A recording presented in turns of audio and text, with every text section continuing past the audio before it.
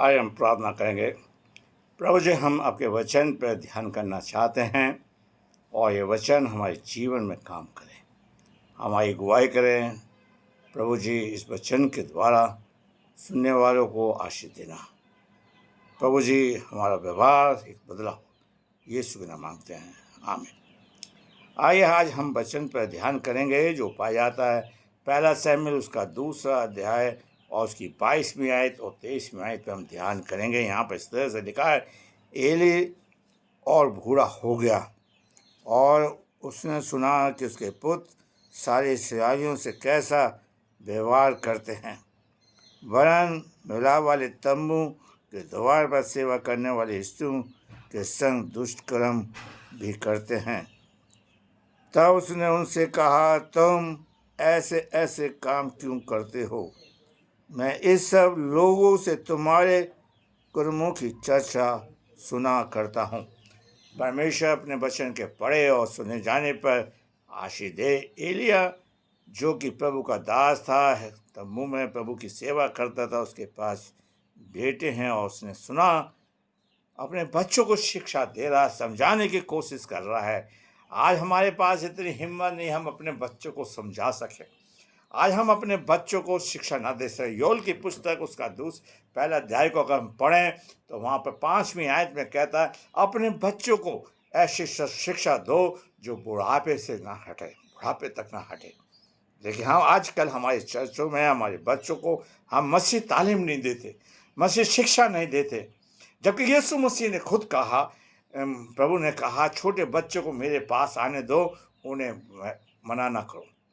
अगर हम प्रभु के वचन को पढ़ें तो प्रभु का वचन हमें सिखाता है कि हम अपने बच्चों को सुधारने वाले बन सके।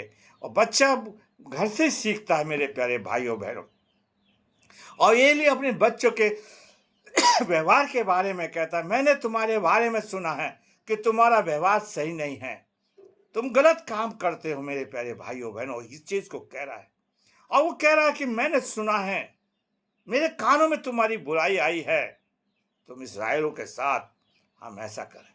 आज जबकि यीशु मसीह ने हमें ऐसी पदवी दी है मसीह भाइयों को और कहा है कि तुम जगत की ज्योति हो, तुम जगत के नमक हो, लेकिन आज वो नमक कड़वापन गया है, जो ज्योति अंधकार में चली गई है। मेरे प्यारे, क्या यही हमारा व्यवहार है?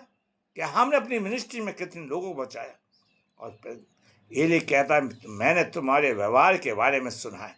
आज कलीसिया हमें देख रही है, लोग हमें देख रहे हैं, जबकि बाइबल बताती है कि तुम्हें लोग मसीह के भंडारी समझें, तुम्हें परमेश्वर के सेवक समझें, हुक्म चलाने वाले नहीं, सेवा करने वाले। लोग यीशु मसीह को देखते थे, यीशु मसीह के पीछे चलते थे। आज हमारा व्यवहार कैसा है? और ये कह रहा है, तुम्हारे व्यवहार के बारे में सुना है मेरे प्यारे भाइयों। जबकि पौलुस लिखता है कि तुम्हारा व्यवहार एक पत्थर के समान हो, एक जीवते जीव कलीसिया के समान हो। मेरे प्यारे भाइयों बहनों, आज हमारा व्यवहार के अंदर बुराई के सिवा कुछ नहीं, गलत बातों के सिवा कुछ नहीं। हम दूसरों के लिए ठोकर के कारण बन चुके हैं। इस चीज को पौलुस लिखता है मेरे प्यारे भाइयों बहनों।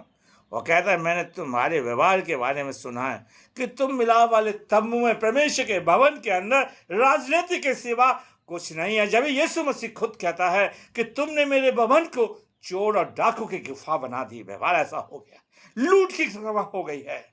मेरे प्यारे भाइयों बहनों, आज आत्मिक चीजें चर्च के अंदर नहीं पाई जाती। मेरे प्यारे भाइयों, उस बात को पौलुस भी लिखता है। यीशु मसीह ने भवन के बारे में कहा है, मिलाप वाले तंबू के अंदर, जिससे हम प्रभु से मिले, प्रभु के पास जाए, प्रभु हमारे जीवन के अंदर पाया जाए। मिलाप वाले तंबू यही है जहाँ यहोवा हमसे बात करे, आपसे बात करे, हम सबसे बात। आज वो व्यवहार हमारा बड़ा गलत हो गया, इसलिए यहोवा हमसे नहीं मिलता। जबकि बाइबल कहती है तुम्हें यहोवा ढूंढना चाहता है। उल्टा हो गया, आज हम इस परमेश्वर को ढूंढ रहे हैं और प्रभु हमें ढूंढना चाहता है। पहले मैं और आप अपना व्यवहार को सही करें। तो यहाँ पर लिखा है, अपने बच्चों को तालीम दे रहा है। तब उसने उनसे कहा, तुम ऐसे ऐसे काम क्यों करते हो कि इन सब लोगों में तुम्हारे कर्मों की चर्चा सुना करता हूँ। आज हमारे जीवन मसीह जनों के लोगों की चर्चा अन्य जातियों में पाई जाती है। आज हमारा व्यवहार दूसरों के लिए ठोकर का कारण बन गया है, हमारा व्यवहार दूसरों की निंदा करने के बारे बन गया है। मेरे प्यारे भाइयों बहनों, जबकि पौलुस कहता है तुम मसीह की पत्रियां हो। काश प्रभु करे हम दूसरों को जीवन बदलने वाले बन सके। हम अपने बदल, जबकि यीशु मसीह कहता है मत्ती की इंजील उसके 4 अध्याय की 7वीं आयत को पढ़ के ख़त्म करेंगे, और वहाँ पर लिखा है तुम मसीह के तुम्हें मन फिराओ, स्वर्ग का राज निकट आ गया। हम अपने व्यवहार को बदलने वाले बन सके। प्रभु आपको आशीष दे और प्रभु हमारे जीवन को बदले, ताकि हम दूसरों के लिए आशीष के कार्य बन जाए। आइए हम प्रार्थना। प्रभु जी, हमने तेरे वचन को बड़ी कमजोरी के साथ बोया है, इसे सींचिए, बढ़ाइए। और प्रभु जी, हम प्रार्थना करते हैं कि ये वचन को हम ज़्यादा से ज़्यादा लोगों को शेयर करने वाले बन सके।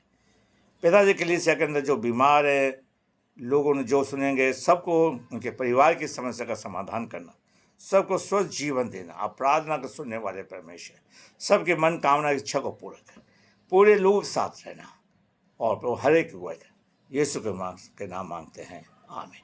इस वचन को आप सुनिए, दूसरे को शेयर करिए, सब्सक्राइब करिए। प्रभु आपको आशीष दे।